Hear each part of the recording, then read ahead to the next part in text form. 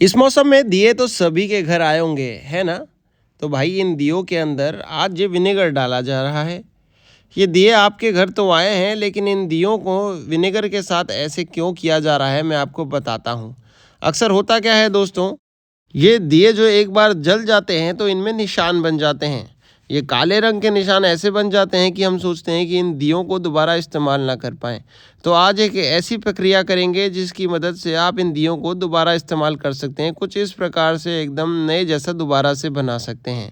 तो ये सब कैसे होगा आइए जानते हैं। सबसे पहले हमें लेना होगा बेकिंग सोडा। बेकिंग सोडा के साथ साथ दोस्तों हमें लेना होगा इसमें एक अन्य चीज़ बस, और दोनों ही चीज़ों से एकदम क्लीन हो जाएंगे, नए जैसे हो जाएंगे। तो इसके लिए हम क्या कर रहे हैं फ्रेंड्स, आप देखेंगे सबसे पहले हमें इसमें बेकिंग सोडा डालना है, और उसके बाद हमें इसके अंदर एक कोई भी जो हम घर पे डिटर्जेंट यूज़ करते हैं वो डाल लेना है। ऐसे ही जैसे आपने बेकिंग सोडा डाला था उसी प्रकार से हमने इसके अंदर थोड़ा सा डिटर्जेंट उंगली की मदद से डाल दिया है। सारे के सारे जैसे डिटर्जेंट डल जाएगा दोस्तों हल्का हल्का, तो बस हमारा 50% काम जो है वो कंप्लीट हो गया है। अब आपको क्या करना है, तवे के ऊपर इनको रख के इनके ऊपर कुछ विनेगर डालना है। अब मन में सवाल यही आ रहा होगा कि इनको तवे के ऊपर रख के विनेगर क्यों डाला जा रहा है। बस अभी आप जानने वाले हैं। जैसे ही विनेगर डल जाएगा मैं आपको बताता हूँ, ये जो रिएक्शन है बेकिंग सोडा, विनेगर और डिटर्जेंट का, ये काफ़ी ज़्यादा अच्छा होता है। तो इस के रिएक्शन को हमें इस्तेमाल करना है। ये जो दिए हैं इसके जो मिश्रण है उसको हमने तवे के ऊपर ऐसे उतार लेना है। अब ये मिश्रण तवे के लिए क्या करेगा, क्योंकि साफ़ तो हम दिए कर रहे थे। तो दोस्तों दिए के अंदर तो इसका ऑलरेडी एक रिएक्शन हो ही चुका है। अब इससे लगे हाथों हम तवा भी साफ़ कर लेते हैं। जो इतने ज़िद्दी आपके दिए के दागों को साफ़ कर देगा तो वो तवा तो साफ़ कर ही देगा, आप समझ ही सकते हैं। तो हमने क्या करना है दोस्तों, इसके अंदर एक पानी ले लिया है लगभग 2 गिलास के आसपास, जो दिए हमने निकाले थे। और वहीं दूसरी तरफ जो गैस पे हमारा तवे पे जो ये मिश्रण है वो गर्म हो चुका है, तो ये गर्म मिश्रण वापस डाल देते हैं उसी के अंदर जहाँ पे हमारे जिस बर्तन में हमारे दिए रखे हुए हैं, क्योंकि ये मिश्रण ही कारगर होगा सारी सफाई करने के। तो पहले ये उसको भी क्लीन कर लेगा। अब हमने क्या करा है, एक ही काम से दो दो चीज़ें साफ़ करी हैं, तवा भी और दिए भी।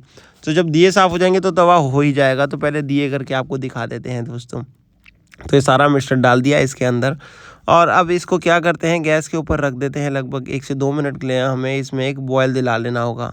हमने कोई अन्य सामग्री नहीं डाली, आपके सामने सिर्फ 2 ही चीज़ें डाली हैं, वो भी मात्र चुटकी बराबर। और ये दिए जो हैं वो अच्छे से साफ़ हो जाएंगे, हम यही चाहते हैं और आप भी यही चाहते हैं। तो चलिए अब सबसे पहले क्या करने वाले हैं, हम इन दियों को अच्छे से क्लीन कर लेंगे। और इन दियों को जैसे ही क्लीन कर लेंगे हम, तो आप देखेंगे जैसे ही इनका बॉयल आएगा कितने साफ़ सुथरे स्वच्छ हो जाएंगे। दोनों में डिफरेंस तो मैं आपको शुरुआत में ही दिखा चुका हूँ कि कितना बढ़िया से साफ़ हुए हैं, लेकिन ये अपनी आँखों से देखना काफ़ी ज़्यादा सही रहता है। आपको पता चल जाता है कि ये दिए, क्योंकि इस मौसम में दिए आप सभी के घर आ ही रहे हैं। तो चलिए दोस्तों, मैं आशा करता हूँ ये जो दिए आपके काम के हैं ये काम के ही रहेंगे।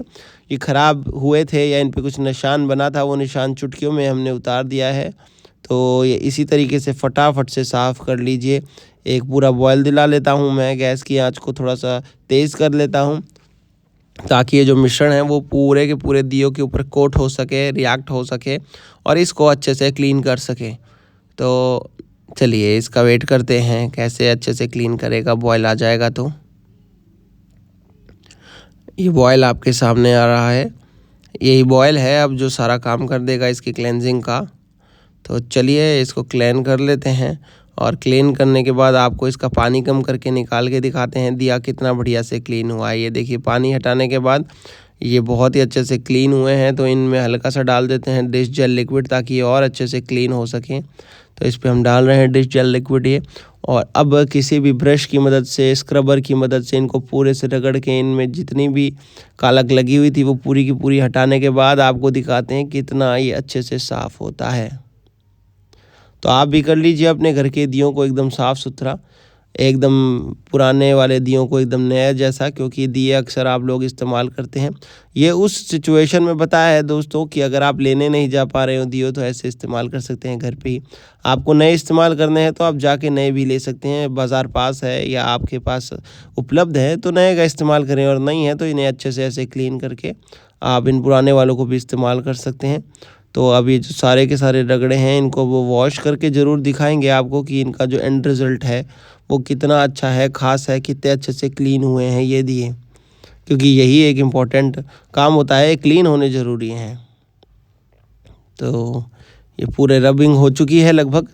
अब इसके ऊपर पानी डाल रहे हैं हम, और पानी डाल के अब चेक करेंगे हम कि ये किस लेवल पे क्लीन हुए हैं। और ये आपका फाइनल लुक मैं आपको दिखाऊंगा पानी डालने के बाद, और आपको भी पता चलेगा। ये देखिए हमारे जो दिए हैं कितने क्लीन अच्छे से हो चुके हैं। इनको फटाफट से निकाल लेते हैं और इसको सूखने के लिए छोड़ देते हैं। थैंक यू सो मच दोस्तों, आपको ये बढ़िया लगा होगा वीडियो, मुझे लगता है काफ़ी काम का है। चलिए बाय फ्रेंड्स।